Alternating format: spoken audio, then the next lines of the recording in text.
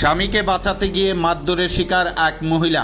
জানা গেছে গোলাঘাটি বিধানসভার অন্তর্গত কাঞ্চনমালা বাজার সংলগ্ন এলাকার গৌতম সরকারের বাড়ির সামনে ওনার বাইক পার্কিংকে কেন্দ্র করে একই এলাকার প্রীতম সরকার নামে এক যুবক গৌতম সরকারের সাথে ঝগড়া বিবাদ শুরু করে রবিবার সকালবেলায়।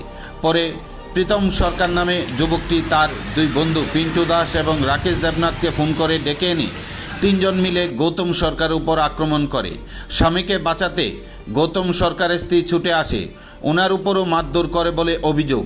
এই ঘটনায় রবিবার বিকেল 4:30 গৌতম সরকারের স্ত্রী আমতলী থানায় দ্বারস্থ হয়ে অভিযুক্ত প্রীতম সরকার, রাকেশ দেবনাথ এবং পিন্টু দাসের বিরুদ্ধে মারধরের অভিযোগে নিয়ে লিখিত আকারে মামলা দায়ের করেন।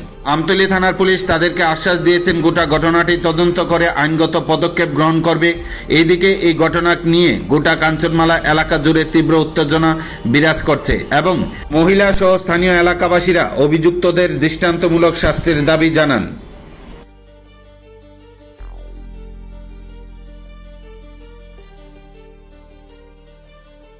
ঘটনাটা কি হয়েছিল? আপনারা কি লেগে আইছেন এখানে? এখানে আইসি আমি এখানে তারা মারধর করছে, তারপর আমিও অনেক বিচার চাই। কারে মারধর করছে? গৌতম সরকারের। আপনার কি হয় উনি? আমার স্বামী হয়। আচ্ছা, মানে কারা মারছে?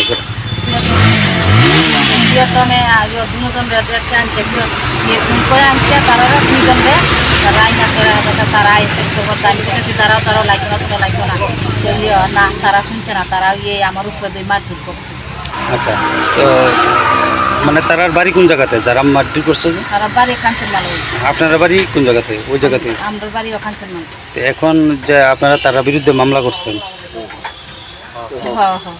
তো পুলিশ কিটা কইছে? পুলিশ কইছে আমরা দেখো মোহনে আমরা কি চান, আমরা বিচার চাই।